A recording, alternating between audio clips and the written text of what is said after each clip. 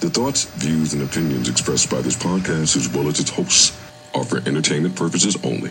I repeat, it is not serious. It is not real. No one is exposing, revealing, indicting, or telling you anything about themselves. Also, we do not encourage you to try this at home. We are trained professionals who do not have your best interests at heart, or our own. Enjoy the show.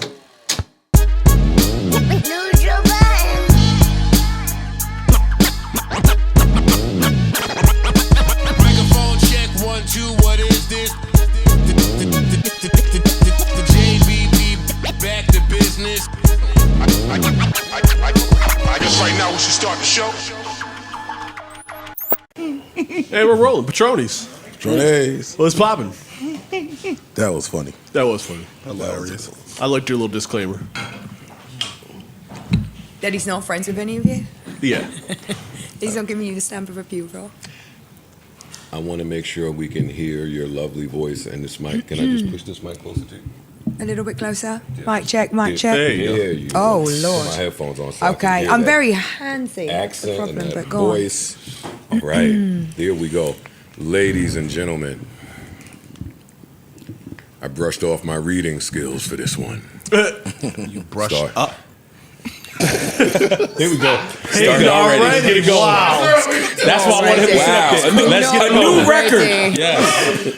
Ish. One sentence. Yo, that is a new record. Can I introduce our guest before you start shooting at me? That's the man. That's my man right there. 22 seconds. This is a good friend of mine for over 20 years. He loves me like no other, but he will embarrass me in front of beautiful women. Yes, he will. Like a big brother, like on some big brother shit. You're just doing what you do. You good. Ladies and gentlemen, I'm scared of him. Word. Yeah, nah. You I'm afraid of. And you look like the dad from the Fresh Prince series a little bit. He look like he's already... Like a very slim, I don't- trim version. I'm not sure who he is, but he looks like he's already figured out how long it would take to kill each and every one of us. Oh, yeah. Oh, no, he mapped that out already. That is his job, guys. The Denzel stopwatch. And he looks good at it. He looks good at that job. Ladies and gentlemen, we have podcast host / author / start with yourself / serial entrepreneur / woman in business that does not play. I heard a little bit before we started recording, and I am going to tell you all about it. Ladies and gentlemen, make some noise. Big round of applause for Emma Grede. Yes, sir. Wow. Welcome. Thank you. Intro. I love that. Welcome. Emma, I love that. how are you? I'm so good. I'm so happy to be here with all of you. There's a lot of us. People were excited to have you. Is that true? Yes. More people were calling me to try to come, saying, yo, I'm a huge fan of Emma. Oh, wow. Please, can we come? Can I have my girlfriend come? Of course, I shut them down. No, you tell It's a them very that. professional place Yeah. up here. No room for fans. No. Where are you from? Tell me everything about you. Oh, here we go. Let's do it. I'm from East London, so I am. I'm from like the best part of London. I think I'm, the eldest of 4 girls raised by a single mum in London, and I have basically I feel like I just arrived here. I live in LA now, so I've been in business. I've had a job forever and ever. I've been working since I was 12 years old. Had a paper out, worked slow every down, job in slow. fashion, did all the things, and wound up in America 9 years ago now, and here I am. Your with you. stature even is like Regal. Good posture. She fucking shit No, up it's out this here. fucked up couch. Yeah, you are. It's got nothing It's to do this with the fucking posture. couch because it's this or it's like it's like low and No, large. she It's sme- just like not. She it. also So- smells like elegance. You've smelled it, I'm sure. What do you think you smell like? What do you think This you is gonna smell be like right so now? good. Gentlemen. So Emma, you started. You said you grew up in the best part of London, which is cool, East London, which is great, but it's also in the book anyway, like rough. It's rough. It's the hood. It's the hood. It's the place that teaches you all the good stuff. This is our local London Nah, expert. That's Oh, not, you that's are? not Yeah. funny. No, I'm not. No. Yes, he is. Well, a lot of people I think wouldn't. I think that you guys would understand it. It's the place where I think the best people in England come from. But more importantly, it's what gave me like a basic operating manual for life. It's so much a part of who I am and how I conduct myself in business that I don't know that I'd be as successful as I am right now if I didn't come from that place. Well, that's what I was asking, because like Joe said, you project this elegance, but there's also, before the camera started, there's this whole other side of you that was amazing to see. And I did not expect that. Well, I'm not good at compartmentalizing. You know, I am who I am at every moment. So if something's going on and something was going on, you know, I'm going to deal with it. Yeah. Yes. Like, why are there so many fucking people in here? Get out, You know, actually. I'm old, so I listen on audio, so I just hadn't appreciated the you the really hear two or level three of voices on the man audio. in the room, you know. And also, I literally just came from Goldman Sachs, where I was speaking to 350 women. So the juxtaposition of like leaving there and then coming here, it's like, it's a lot for the system. Yeah. But I'm happy, you know. Shit it Cute. on us. Yeah. Quick. Yeah. What were you doing at 12 years old? And why did you have to get a job at 12? You know, I just was so focused on money. Like, I never had anything. And you know what it's like when you grow up in a place where you see a little bit of something. Someone has a nice car, someone has like a bit of a flex and a watch, and I just like wanted more than my mum could give me. But it was just up to me. So the easiest thing was to deliver newspapers. You know, all I bought was magazines. I just wanted magazines. And because I was obsessed with fashion, I would buy them all from the £20 that I made a week doing the paper round. Just, you know, it's needs must. It's funny. I feel like I often talk about how like some of those jobs we had as kids, like shoveling snow or bagging shit up at a supermarket, like they fail to exist today for the younger people who are of that same mindset. Which is such a shame. You know, I spent, I don't know, years doing free internships. And that's what gave me a leg into fashion, you know, because back in those days, you could just go into any office and work for free. And now the fact that we can't do that, I actually think it definitely holds people back a little bit, because that to me was an access point. They were people that I could never get to, companies that, you know, were beyond my kind of comprehension. But because you could go in there and offer your services, anyone would take you, you know, you learned so much. So I think you're right about that. Those jobs that are missing stop young people from progressing and getting into spaces that they otherwise, you know, would never find. Your start into fashion was what exactly?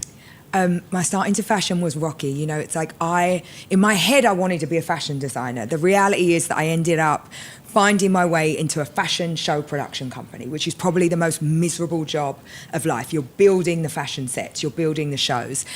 You're not invited to the show. You spend 3 months working on something, you watch it from backstage, and then no one says, like, come to the party because you have to de-rig. So it was a really unthankful job. But what you learn is the structure of the fashion business, and you meet everybody, like absolutely everybody. You meet the designers, the PRs, the press, the journalists, the buyers, like literally everything. So you start to get an understanding. And I worked that job for a long time. I had an uncle that was a soccer agent, and I started to do these partnerships. I started to work on putting brands and fashion designers together. And I called this uncle of mine and I said, how do you commission when you do a brand and player deal? Like, how do you make money? And he said, you take 10%. And my deals at the time were so small. I was like, well, I'll take 20. And that was the foundation of my first business. I became like the go-to person that if you left a fashion school in Europe and you wanted to do a fashion show, you'd come to me for the brand money. So I just was very good at connecting people, very good at understanding and negotiating. And that comes from the streets. That comes from my upbringing. You know, I could always figure out a way to make anything work. And so I made a company out of it. And that was my first company. I started it when I was 24. I sold it when I was 30. In the middle of that, I had another company that was like the early days of influencer. We didn't even call them influencers then. They were bloggers. So I figured out how you could essentially like aggregate ad sales and sell them together on one platform. So you'd bundle all of these influencers and sell the ads space. And, you know, to me, nothing felt clever or differentiated. It was just like, how am I going to get my foot in the door? Hustling. Hustling. You was hustling. Yeah. How were you able to establish yourself with the brands that you were connecting people you to? know, reputation. Like, I always did a good job. Like, my whole thing was like, just be excellent. Like, whatever you're doing, you're going to be the best at that thing in that moment. And so, you know, I started in this company and I made relationships. You know, it's like, and here's the thing, I did everything. You know, it's like I swept the floor, I made the phone call, I delivered the job, I wrote the invoice. It was like nothing was beneath me. But I spent a long time like on the floor, working for free, doing every job, being rejected, doing things that didn't work. But I just have like like resilience. Do you know what I mean? It's just who I am. So it was very hard to keep me down. So I just kept going and going and going until something stuck. Can you briefly just touch on that for a minute? Like in the entertainment space, sometimes people have too much pride and ego. Yeah, I've no pride. To wear so many hats, or to run to the store, or to get the shirt, or to just do anything. You kind of were like, whatever I do, I'm going to be the best at that. By any means necessary. You know, I really was raised, my mum used to say this brilliant thing to me. She raised me and she said, you know, Emma, you're not better than anyone else, but nor is anyone better than you. And in London, there's such a class system. So where I come from, when I speak, there is an idea that like maybe I'm not that smart, maybe like she's not got it together, she didn't have a good education, but I didn't believe those stories. And I write about it so much in my book, Start With Yourself, that we're kind of conditioned in society to believe certain things about ourselves. If you come from here, you have these opportunities. If you come from over here, then you get that. And I just never believed it. Like I never believed the stories. I believed my mum. I thought that I was so, like I could do anything so long as I worked. And so in my head, I literally thought like the harder I work, like I'm gonna lift myself out of this place. And so I just did it. Like I just kept going and going and going. And you know, like for me, there was no such thing as I would have stood in the photographer's pit to be at a fashion show. So the idea that I was backstage doing the dog's work didn't faze me because I was like, I would have done anything to get there. And I still think about my life like that a little bit now. You know, it's like this morning I was on the Today Show and Good Morning America, and I'm like, I'm so lucky. Like you have to be blessed to take every opportunity. So as soon as I get the opportunity, like I'm going to go 110%. Like I never leave anything on the table. You know, because I just feel like it can all be taken away. Emma, Were you? Imani's talking. What's your cultural background? First, and then secondly, how much did that influence your fashion sense or how you approach fashion today or even when you first started? You know, so much. So my mum is white and English and my dad is black and from Trinidad. And so, you know, I grew up and East London is like a melting pot. It's just like the most diverse area you can imagine. And for me, like I grew up with such a sense of pride in getting ready. And I think my mum being like this little white lady with these 4 black daughters was very much like, you guys are going to be pristine, like how you're going to walk and behave, and like people are going to make a judgment on you. And I think that was her way of protecting us and giving us some sense of armor. So we really took pride in the way we dressed. Like when you're from East London, there's a certain freshness about it. Like you would never wear a dirty sneaker. You would never, like you put all your stuff on and you take massive pride in your appearance. And so that for me was very important. But there was also a part of me as I got older, like I understood the artistry. Like when you're in Europe, the proximity to Paris or to Milan and all these beautiful things, it's not that I understood it, I just had an appreciation for it, and I really wanted that stuff. Like I wanted to be part of the world. Like I thought of fashion like how some people think of the movies or like the music industry. It was a means of escape. It was like, wow, look at this thing. It's so beautiful and glamorous and I want to be in that. But I didn't have talent. Like I don't have talent as a designer. Like that's not who I am. But I'm really good when it comes to the business piece of it all. Where did you get that from? Being good at business as opposed to... I think the streets. Streets. Do you know what I mean? Yeah, Because yeah. early on, I used to sell counterfeit goods. Like that was like one of the first things I did. So did Ish, I was so actually. good. They got something in common. Oh, you did? That's hilarious. No, What did you sell? Don't listen to What did you sell? I didn't That's sell the goods. I stole the goods. He sold the real things. I see. I would have to work with someone like you, and then Yes. I would like take your things and I would sell them, and I would like Yeah, give you a there little it is. something. Yeah, that's how A lot it of went. something, but And yeah. well, there you depends who you were. I would take the lot, but you know, I would argue that my services, you could steal anything, but like you know, then you got to get rid of your goods, or you're just gonna have a bedroom full of stuff, and so I overvalue my contribution. We would argue. It's cool. We would It's argue, all right. and it would be fun Try to because help a you get rid of the partnership is a inventory, partnership. man. Like, Negotiation is help. fun, you know? Negotiation is there you amazing. go. Yeah. I mean, that's what I did though, because that's what I had access to. That's all I could do at that point. And so, you know, the people that I was in contact with, they would do what they needed to do to get by. And I would sell, you know, like a Ralph Lauren shirt or a Fendi bag or, you know, whatever it was. Back then, it was all about a logoed shirt. And so I would package them up and I would go into the teacher. I can't actually even believe that it wasn't allowed, but I did it. But I would go at recess to the teachers and I would bundle the shirts and sell them to the teachers. Cliche question. as a woman, of course, coming up within the business, beautiful, smart, all that, right? How hard was it to get people to take you serious on the business side, to actually just let you do your thing and not kind of step on it and either give you the negative side of what the business could look like? You know, I don't want to say hard. It was definitely, here's the thing, it was a challenge because for years, you know, when I started my first company, I was young and I have a baby face anyway. And so, you know, when we used to do like walk into a meeting, the whole meeting would be angled at some dude that worked for me. And so, you know, we'd go into these big brands and I'd be like, okay. And then they'd be like, so we're willing to give you X. And then I'd do the negotiation, or even like just having an office Christmas party, like the bill would be given to some like white guy that works for me. Wow. And I'd be like, over here, and by the way, your tip's shit. Like, do you know what I mean? So it's like that, it would rile me, but I never let it get to me. And that's really so much about like who I am, because I choose my battles. Like, I'm not here to fight every affront that's happening, because it's not a good use of my energy. My energy has to go into like always being in motion. And because I was an angry kid, I learned that. Like, I learned the stuff that didn't serve me. So I just thought, if I walk around offended all the time that you didn't take me seriously, that's not helping me get somewhere. I will take your ignorance and I'll take your money at the same time. Like, do you know what I mean? Like, so for me, I was always like, how do I win?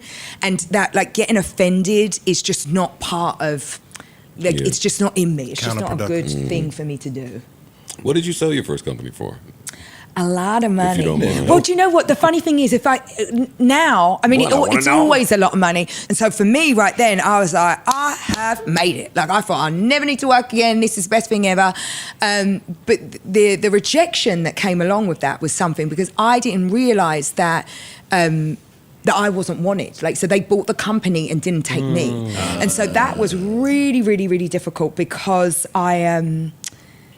you know, you envisage yourself like always being part of what you create, or I did then. Baby. And I didn't realize it was a gift. I really didn't. Did it succeed without you? It did, and that was even more painful. Yeah. Really? Well, contextualize that. In the time, like, yes, it was a success. Has it succeeded beyond where I have succeeded now? Absolutely not. No, Gotcha. But it was a successful company, and it was definitely worth what they paid for it. And it was very embarrassing to me to be left out of the transaction. And by the way, that's happened to me twice. Oh. And so, you know, but what you have to understand is when you sell something, you sell it. Right. Right. And I think that a big hang up sometimes is people trade and then they don't realize that thing is no longer theirs. They want to hold on to it and call the shots. It's like, once you sell, you sell. You took the money. It's no longer yours. Someone else will call the shots. And so I've become peaceful with that, because that's just part of life. That's part of like what happens when you're in a company. Sure. And I think that's massively also misunderstood by our community. You see how specifically black founders get murdered when they sell their company. Yeah. They get in so, like, because people don't understand the very point of being transactional and selling your company to a conglomerate or moving away from it. And so part of what I try to do now is be super honest about what that looks like for a founder when you take private equity, when you take in investment funds, and what happens when you exit, because the misunderstandings around that lead to consumer confusion, and it's unhealthy for founders. The point of a business is to make profit, and if you're lucky enough, you sell it, and that is the goal. We shouldn't be punishing people when they do the very thing that we've come to do. Do you ever, because I'm one of the people sometimes that criticizes the founders. Oh, okay. Sometimes, depending on what the business is. So- His middle depends. name is criticize the founder. Yeah. Oh, you know. You know, particularly media companies more so than, Media companies. you know, like if someone owns the only black cable network or news network, sometimes I'm like, there's the transactional part, and then there's a sense of duty sometimes that the founders have to community, sometimes which makes them hold on to it too long.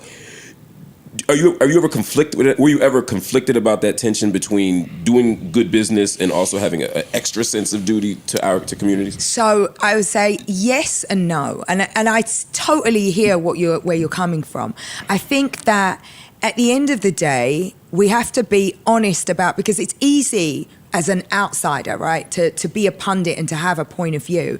But oftentimes these founders are in these companies for a period of time. Yeah. They get to affect what's happening in a broader climate, in a bigger parent company or whatever that might be. That's one piece of it. But also it's like, who are we to say what standard they should live up to? It's like, you know, at the end of the day, you can only do so much. We've then got to say, what conditions did they create for more people to come up and take advantage of all the work that they've done? So to me, it's like a double-edged sword. There's always an argument of every side. Like, I'm a negotiator. I can always see that. But I think very much and by and large, if you start something, what you do with it and how you exit out of it, the only person you have to be true to is yourself. That's why I wondered, not so much about the outside noise, because there's always going to be that. You're right. If you ever feel conflicted in the transactions, no. You know, I'm really, like, I'm a realist. Like, I really feel that I have, like, a very high moral compass. Like, that comes from East London. So it's like, I was raised to tell the truth, to, you know, be kind of like, to stick to your word, to be someone that people can rely on. Yeah. And that is just who I am. And so when you behave like that all the time and you have a great reputation, you have to...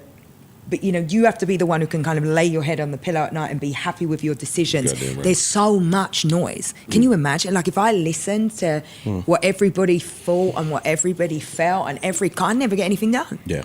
So it's like I have to, you know, it's like I live by my standards and everything else can, you know. Have you, with your company that you sold and then they removed you from it, you find yourself rooting against it? Or do you still, because it's still your baby? No, because it's still my people. And to me, at the end of the day, you know, companies are companies. At the end of the day, there's a collection of people. And if you've really started a company, like, they're your collection of people. Like, the people in my company I loved, like genuinely, it's like so many people that I loved. You know, I remember giving everyone pay rises before I was leaving. So I was like, I don't know when that's coming for you again. Like you know, you look after your people. Like, that's what you do. But yeah, no, I don't root against them, because that's the other thing. Like, that shit will come back to you. Like, I am very, and everyone's saying I'm very big on energy, but it's like, I know that to be true. I know that the reason I've done so well is because I do well by other people. It's like, it's so cyclical, this world. Like, even, I keep saying this, like, in this press tour, I have met 3 journalists that used to work for me. Imagine that.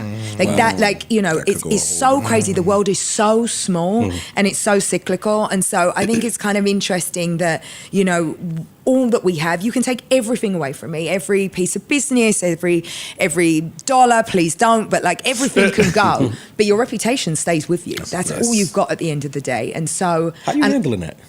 Who, like, me? Well, you just saying you're on the press run right now. She rich as fuck. Well, no, I'm saying to go from essentially being the business owner and kind of still being behind the scenes to some degree, but now you're out here, you're talking, you're doing press. How you like handling that transition to the degree? It was very purposeful, because I felt like, specifically for women, it's very, very different for men, but the idea of what it means to be an entrepreneur and to run a business is really glorified. It's like...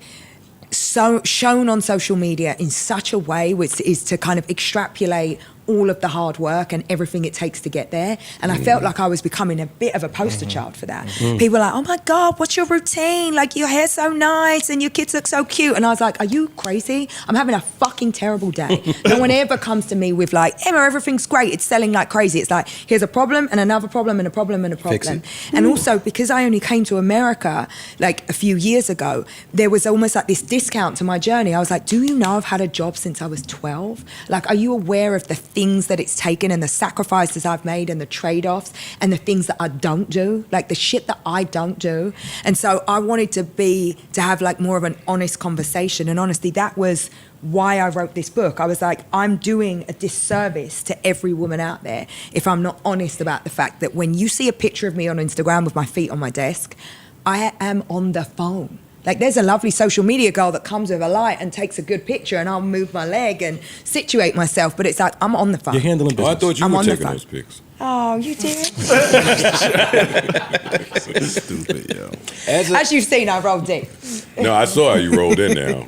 You came in Yeah. Deep. Well, because she I'm deep. working. Like that's the thing. Like they're sending emails. They're like getting shit done. It's like it doesn't mean because I'm on a book tour that the world stops. You know, Nah, they ain't looked up from their phones. They stuff work. to do. No, you see them. I They're see like, they getting Hey, busy. Big Emma, you got them in check. Oh, I do. Hey, them motherfuckers. Good job, right? They ain't set up deep. I'm telling you, she pulled the other voice out. As an I'm telling See, you, she I was said sitting. words. You drop it all. Drop a few. I was up. like, it's What cool. would you like? No, I was sitting Like- there. She was sitting there. She was I'm talking to not. one of her I'm guys. I'm firm but fair. I have very high standards, but I hold myself to those same standards. So I feel like everyone who works with me is excellent. Like you look at Derek. Like Derek is excellent at his job. What's Like, your style of firing unbelievable. people?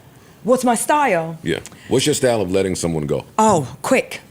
Because here's the thing, when you sit on letting somebody go, you're doing yourself a disservice, you're doing your company a disservice, and them, believe it or not. Because you are stopping somebody else from sitting in that seat who could do an amazing job, right? It frustrates the life. No one in the world likes to work with someone who isn't pulling their weight. So you're damaging your staff, and the other person deserves it. They deserve to know, like, this might not be for you.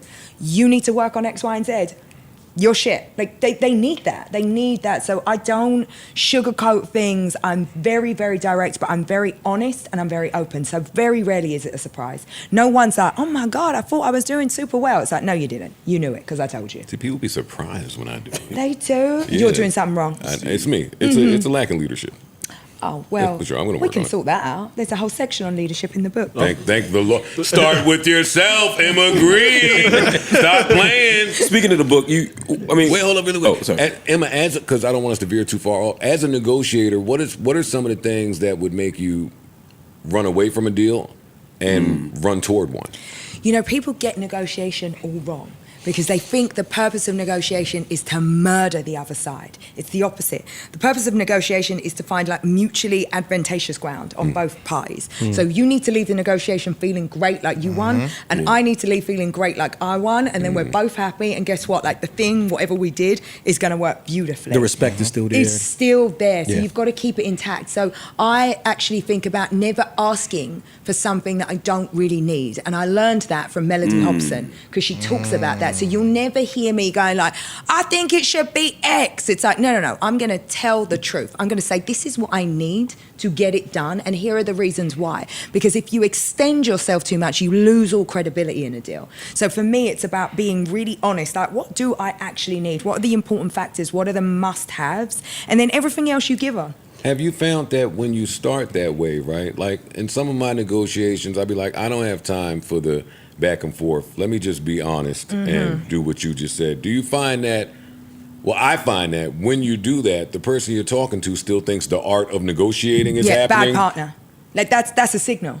And here's the thing, people usually signal so much. They tell you who they are. Do you know what I mean? It's like, you know that saying, when people tell you who they are, believe them. So if someone gives you that signal, if you are coming into the negotiation with fairness, with credibility, asking for something that directionally is kind of right, and they still want to take advantage, it's like, how do you think they're going to be in the actual relationship? Exactly. They're going to try it every day. So I'm just like, not for me, not my person. A little. It might be a little toxic, but I'll try. Way it too anyway. early for talk. No, I'll try. Go on. Is there a business that you've seen fail that you said, you know what, I could have took that business and turned that whole shit around? All Probably the all of them. time. A lot of times. All the time. But if there's one like that happens. just stands out of recent. Oh God! That was Is there very toxic. one? That's a really can blank it out if you don't good want to be public with it. question. People are texting somebody right now. Oh, no, she's about to say some shit. Don't say it. If you can't say it, it's He's fine. got like a no. There's not one that comes to mind, but I bet while we're here, I will think It'll of pop in one. your head. Yeah, Okay. because there's always there's a lot of. I think that, what makes a business good is not always the thing that you think. And sometimes, it's not my saying, but I used to have this woman who works for me. She used to say, an A idea with B execution is still a C result. So you can have an amazing idea. You put the wrong people around it, the wrong strategy around it, it's still going to get you nowhere. So sometimes the idea can be amazing, and because you were too cheap, you didn't get the right people in, you didn't execute it well, you didn't give away enough equity to have the right person come in the right situation, the whole thing's flopped. So I see that a lot, people with golden ideas, and it's like they think they can do it themselves. I'm like, why? What gives you that idea? To date, how many companies have you owned? A lot, because so I have the businesses that I'm involved in operationally every day, and then I have a family office where we invest in a lot of different businesses. Gotcha. So I have like ownership stakes in lots of things, But maybe not be active. but like not active. So really, the ones that I'm active in are like 5 or 6 businesses, Gotcha. like day to day, operationally active, and really 2 main things. And in those, is your goal to build market share and sell? Is that always your goal?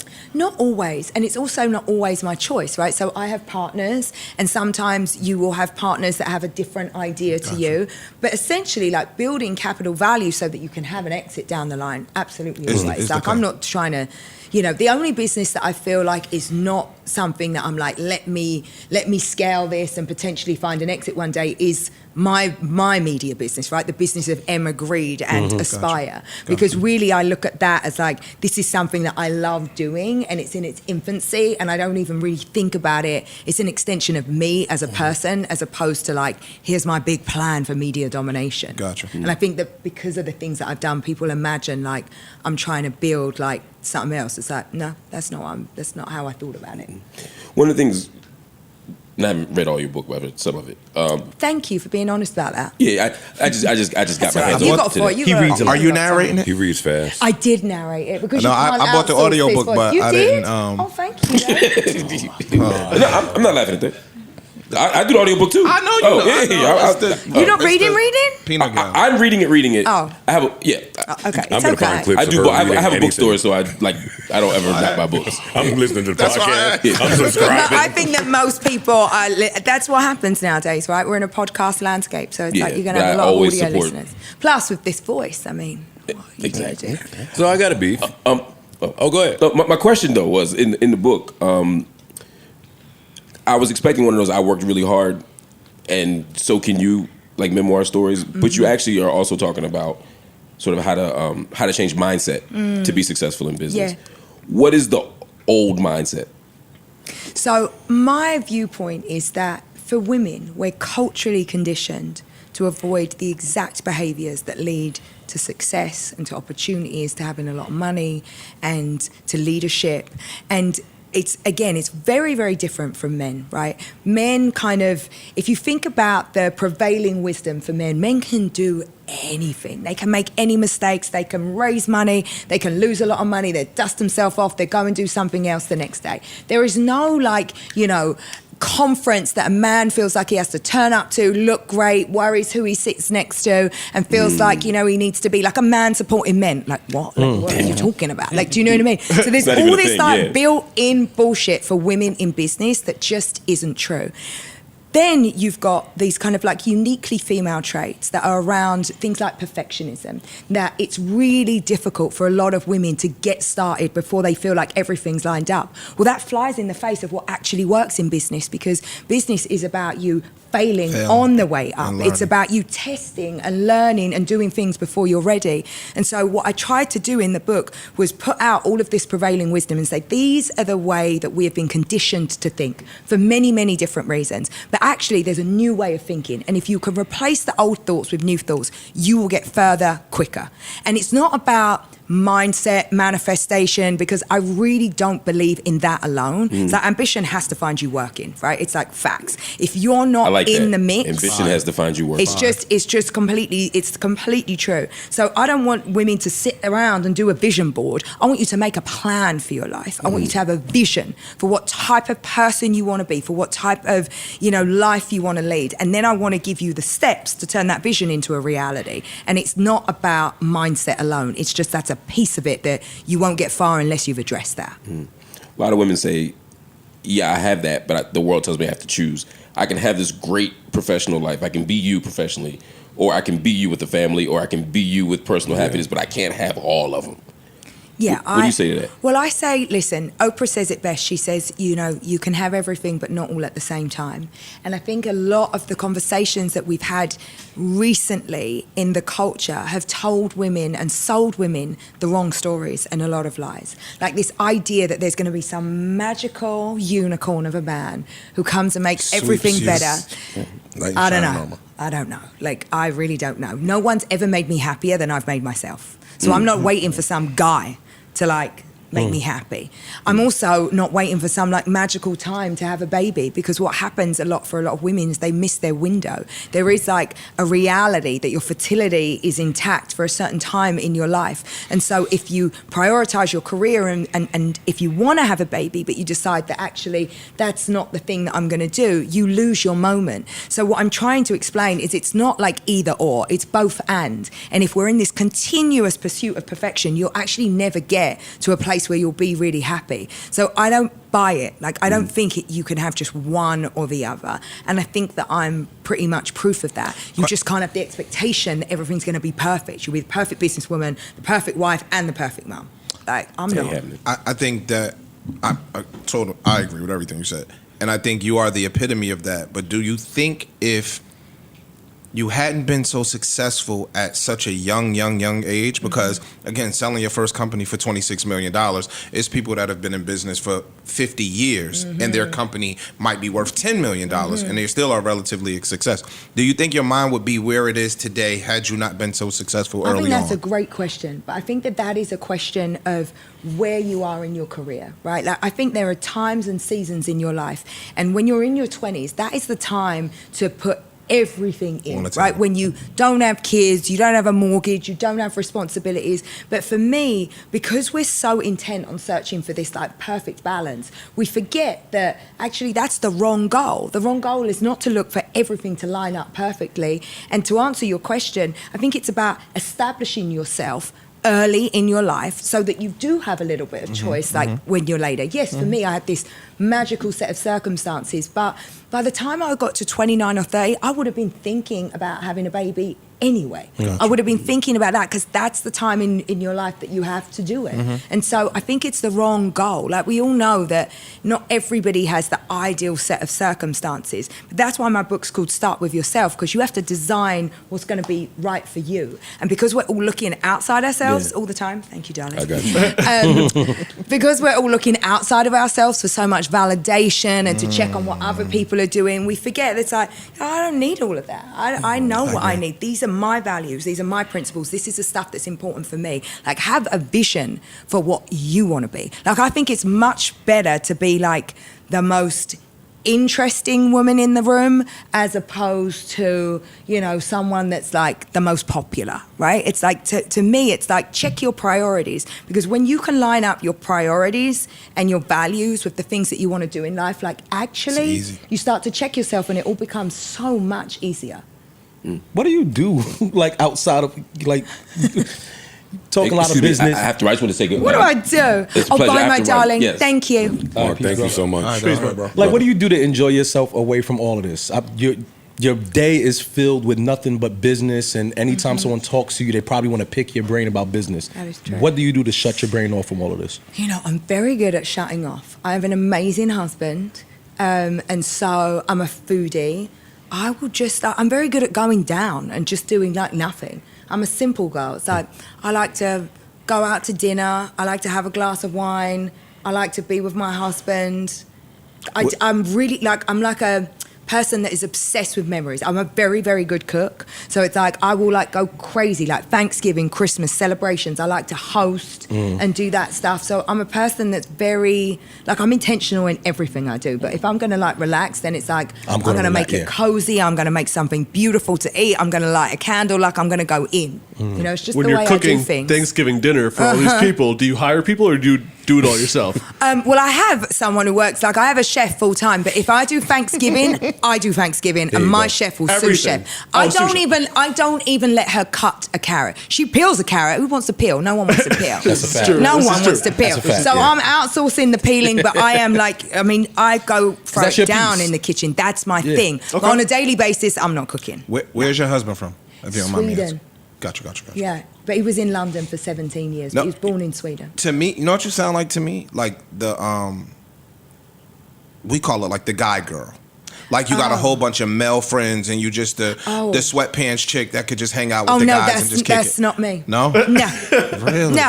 I didn't hear that at all. I didn't get it. No, I'm a girl's girl. No, well, I can go both ways. If you looked at my group of friends, like I am a girl's girl. I don't look good in sweatpants, Dave. It's not my body type. I don't. I'm not a throw it down sweatpants girl. I'm like a pull it together legging. Got Do you. you know what I mean? But I am. No, I'm like a real girl's girl. I like women and I like men like in compartments. Like when I'm like interested. You know? Gotcha. Yeah. So like, that sounded like, I like men in Compartments. Yeah. Yeah, I don't want to hang. Like, do you know what I mean? It's like I don't want to like chill and like watch like the football with you lot. She put the word cereal in front of entrepreneur. That means she don't have Ain't no time to time. go bowling. Yeah, we're not kicking. No. She don't have. But I wanted to ask, like, your husband, and I guess anybody that's in your life. I'll be candid. Go on. When I listened to you say all that, it sounds similar to things that I've told a woman when you're married to work first, but it don't come out smooth. You don't have the British accent. It doesn't come out smooth. Yo, I'm married to work. Like, for me to function and be happy and be me and who I am, work coming first. has to be one. And everything else could be 1A, 1B, and, It's how you and say 1C. shit, That though. never flies. It's how you long say have it. you But guys how been she together? worded that shit was smooth. But how long have you guys been together? Oh, 17 years. Yeah, so he was a part of the journey. Yeah, and he's really successful. There you go. Yeah. Like So really successful. He's busy as well. Yeah. He has, Yeah, he's booked and busy. Yeah. And There you that's go. the thing. I think it's just That's that, maybe it's in the wrong. Ooh, do you guys- I'm just saying, maybe because you need somebody who's going to meet you. Yeah. It's like you need an equally balling person, because the problem is that when you are waiting for someone's waiting for you, that's never gonna happen. Because when you both are so successful, do y'all have to do like the cheesy thing I see on TV where every Wednesday at 7 o'clock we'll go to the beach. We're gonna take this time no matter what's going on to put our phone down and connect. Absolutely. First of all, if I literally said to my husband, "Put your phone down, I'm ready to connect," he would look at me and be like, "Are you fucking insane?" Great. No, literally no. Because the thing is, and you know this, when you do something you love, it is all encompassing. It takes over every part of your life. And actually, I couldn't have and be with someone who didn't get it. Yeah. Because the ambition, it spills over into your life. And so you have to have somebody that appreciates it for you, that is cheering for you, that celebrates your success with you. But it definitely, we're also not like those couples that sit down and plan goals together. My husband would be like, "Are you insane? Fucking goal setting with you?" Do you know what I mean? It's just the reality is that he has a life and I have a life, and then we have a life with 4 kids together. And I support him, and I am the number one cheerleader of what he does. But I'm not necessarily in all of that. That's his to live. And I think that it's really healthy that he has stuff that he does without me. Yeah. I don't want every single piece of him. I want the bits that are lovely and work for me. And I think that that's important in a relationship. I agree. And I For think sure. it again, I'm not really checking or looking for somebody to make me happy or complete me. It's I'll do that myself. And the relationship was just this additional incredible thing that I happen to These have. East London women. These East London women are tough. They're tough. No, cookies. so that's I wanted to ask. Well, not all of us, but most of us up here came from the hood, right? Well, most Really? No, I was going to we say. came from the hood, and then you start to see whatever level of success you see, Yeah. you it doesn't translate back to the hood in a way, or you have to start to disconnect yourself. So you coming from hood of East London and then receiving all the success you receive, how did that transfer now, being able to stay in touch with either some of the people back from over there, or even some family members that might not understand the transition from going from being that hood person down being That's mega a rich? great and honest question, because it is really difficult. It's a really fine balance, and it's one that, if I'm really honest, I'm still trying to perfect. Because when you come from a place there's a certain amount of distance that is healthy and necessary in order for you to do what you need to do, right? Literally for me, it was I can't be around that because that's going to get me in trouble. That's Worth it, too you know. much. So, Yes. and it does. It starts like the value equation shifts so much. By the same token, again, I kind of wouldn't be where I was. Like, I needed my connect to get my stolen shirts so that I could get myself in the position that I could get on the train every day to go to college, to have the money to do the things that I needed to do. So you don't forget certain relationships. You know, and you have, you know, what my husband and I refer to as family tax, right? It's just part of being, like, there's a bunch of people that I look after. That's just a fact. I have boundaries and I have limits to that. And I set my limits and I ain't going a penny over it. It's like, here's what I'm prepared to do. And here are the people I'm prepared to do it for, and the rest of everybody knows not to check for me. Like, they know not to check for me. So I think that the relationships that are important to you, you remain intact, but I've definitely had to create healthy distance. And it's difficult. You know, Derek came back with me the other day. We went back to East London to film some stuff, and I posted something on my social, and one of my boys texted me and he said, "Why don't you come check for me?" And I was like, oh my God, you still fucking live there. I hadn't been there for, I don't know, 20 years. Do you know what I mean? And so I was so mad at myself that I didn't go check for him, because that would have been good for the content as well. But I was devastated because I was like, what the, like, do you know what I mean? Like, You assume everyone is forget. moving. You forget. Yes. Yes. And that is a reality. And so I don't want to sit here and be like, yeah, I'm like friends with everyone. It's all cool. It's like some of it works out and some of it doesn't. And it's part of the trade-off, because to do things and to make moves, there's a necessary part of separation, and it's very, very difficult. And You seem it so definitely comfortable weighs with heavy. that. Yeah. You seem so comfortable with just anything that To be successful. You anything gotta that be. needs to be done for me to get where I'm trying It's to just go. a logic. I'm Yeah, down. it I'm sounds down like to a do it. logic. Well, I'm logical. intentional. You know what it is? It's not that it's nothing that I do is without thought. It's like I thought about it and I made a decision. Even if it was a really hard decision, I made that decision and then I have to live with it. So it's not like I'm like, oh my God, like this thing happened and I can't believe it. It's like, no. She sat down, she made a decision. I can live with my decisions. Those boundaries you spoke on that you set with everyone in the limits, how hard was it to do? Impossible. Because people they see the headlines. Like, what do you mean? True. Well, you got like a, you know, it's like, of course. You could give It's- me $1 million. Yeah. Well, and no one calls you up and asks you for $500 anymore. Do you know what I mean? They ask you for a lump, and you're like, what is happening? Like, you know, because I still have a very healthy relationship with money. I know the price of everything. Yeah. It's actually what makes me really good at my job. I'm very, you know, it's like at the end of the day, I'm a merchant. If I'm going to sell you a pair of like jeans for $150, they're going to be worth every one of those $150 because I have to keep that relationship to money intact. I'm not wasteful. I hate waste. I'm a person that will try and like finish the bottle of champagne before they leave the place. Do you know what I mean? Because I'm equating like how much money's left in the thing. Like that's not going to come out of me. Those You 7 know? ounces. Long Literally, jacket. like, Long jacket. No, I Come will on. take it. I'm that. Like, you know, if it's a glass bottle of water, and Derek's like, just put the water. Like, you don't need that. And I'm like, okay. But yeah, I've got more comfortable with it.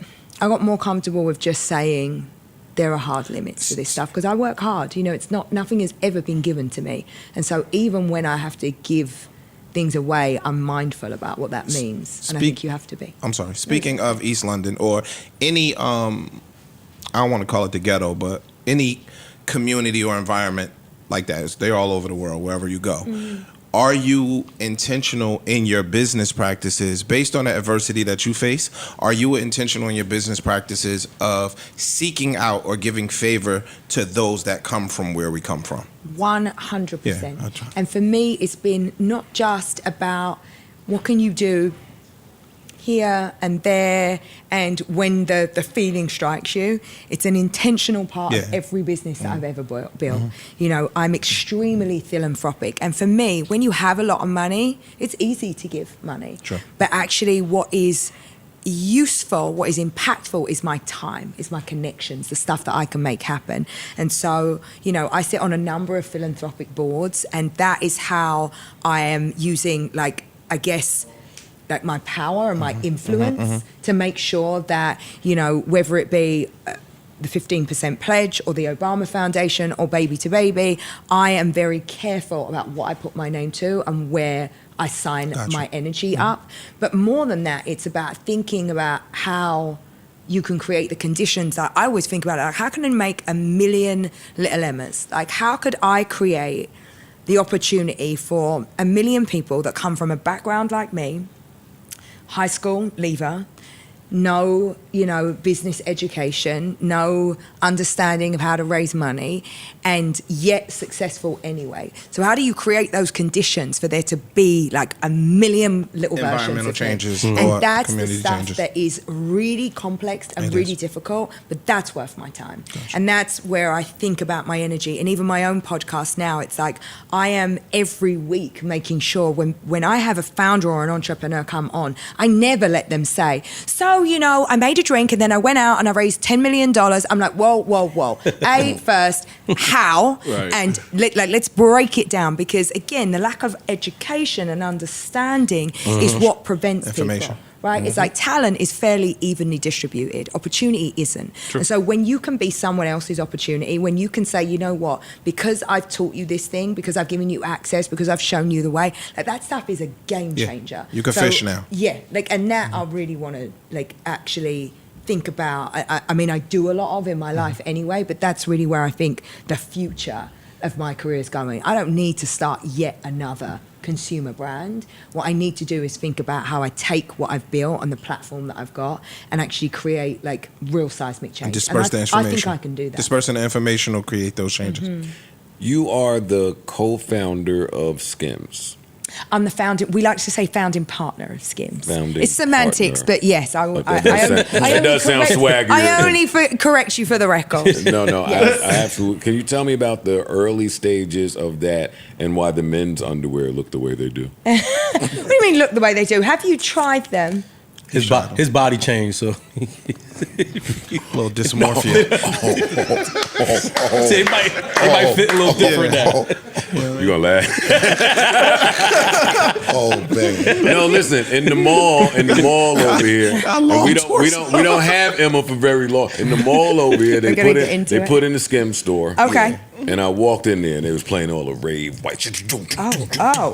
So I went in and I was I didn't like, choose the music. where are the dude drawers? And I tried them on and I was like, oh, these aren't made for like. Wait, Absolutely you got ass naked in the store? They have not. a dressing room in the store, Amani. But you came back and Don't be raved about silly. the Skim store. No. Yes, you No, it was did.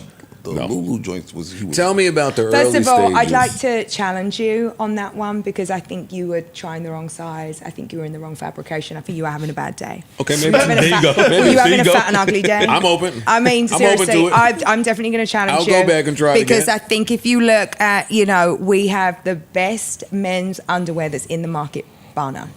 Facts. This is normally when I would beg for a care package, but Nah, I'm not. I'm gonna try to. I'm You can't not. do that. I want to act classy. You know, you I'm acting keep it classy. high. You got to keep it high. So here's the thing. You know, so my role at SKIMS is as Chief Product Officer. So I look after everything product related. So this is like a personal affront to me. What was the question? I forgot the question that you even asked. Tell me about the early stages of starting SKIMS. Well, you know, I've spent my entire life like working at the intersection of brands and entertainment. So I had a reputation for doing celebrity partnerships in this agency that I built and then sold. And I started a company called Good American with Khloe Kardashian. And Just a little that flex, company, little just, something, you you know what I know, mean? Just a little jean A little company. something. Everything a was little, something. you know, Just couple something hundred like- something. million. You know, it is an incredible company, a really incredible company. And so when when Kim had the idea to start SKIMS, and it really was her idea, this was her vision, that's what she wanted to do, you know, I jumped on. I was like, this is amazing. This is like an incredible opportunity. And we've built that business. And honestly, it's one of the things that I am most proud about, but it feels like one of those things like I can't, like SKIMS is a giant company and it's hard for any one person to take credit for that. I think that I was offered a seat on a rocket ship, and I didn't sit around and go like, what should I be? It's like, I love that company. I love my role within that company. I've loved building it from nothing to what it is today, and it feels like a crazy privilege. Like, it really does. It feels like a crazy privilege to be a part of something that can create that much opportunity for that many people and make that good underwear. Were you involved in Men's and women's. were you involved in partnership between SKIMS and the NBA? I'm involved in all things, yes. Oh, yes. oh, Hey, yo. I gotta stop Hey, yo, playing. watch your I gotta fucking stop mouth. playing with this. Watch your nigga. mouth. I Stop gotta playing. stop. I gotta put some And you respect don't know on shit Emma's about name. underwear. Or the NBA. Shut up. I know that you have to go. Can you tell me about when your fight? Tell me about when self-doubt was occurring. You know, I don't know. Like, you know, people always talk about imposter syndrome. I don't really have imposter syndrome because I know better. I know that most people are making it up. Like, they're not, there's no one who's like, how can you be qualified for a company like that? Like, it's never been done before. How can you create, like, how can anybody be better at running Good American than me? It's like, that company was a first. Nobody ever made that many sizes in that company. Nobody put their product on models of different sizes. Nobody had ever done what we'd done. That was great. And so when we hit like roadblocks, when certain things happened in the company, when we were out of stock, I never sat around going, oh my God, I've done something terrible here. Like, if somebody else could run this better. I was like, I'll figure it out. That's not to say that I know everything and I'm so great. It's like, my attitude is just always one of going, if not me, then who? Like, why does it have to be that it can always be better somewhere else? So, you know, with me, when I feel a pang of like fear, I've learned to treat it as like a signal. Like, to me, I'm like, there's something on the other side of this feeling that is going to propel me forward. There's something here that is going to make me better. That. So I just kind of like go into it. It's like I go anyway. That's fire. My final question: How do you love being a podcaster? How Do you know love what? I love it so much. I never thought in a million years, you know, I'm chatty and I like people and I can usually get like, you know, good information out of people, but it feels like it's just a joy. You know, I do it right in my office. It's in the office, so my studio's there. And I just call up people that I, you know, care a lot about, you know, and I'm like, tell me how you did this thing. And it doesn't matter if it's Melody Hobson or, you know, First Lady Michelle Obama or Cardi B or Kimora or a founder you've never heard of. She named Just dropped. whoever. She went crazy right now. You know, Princess Diana. I can sit with whoever. Mark Cuban or, you know. Listen, I am. Whenever y'all need me to do Emma's podcast, I'm there. You better come Are there you wearing the shitting drawers, me? nigga. You better wear the undies. You better wear the undies when you go too. And I come wearing the SKIMS drawers. better. Ruben, listen, I can't believe you said that. By the way, he's wrong.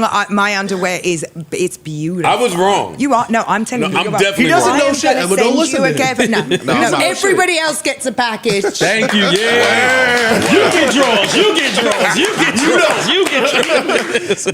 Listen, I thank will you. never You're on so your own Emma. show. You are super inspiring. Indeed. I'm This so is glad great. you For found the real. time to 1000%. come here and kick it with us.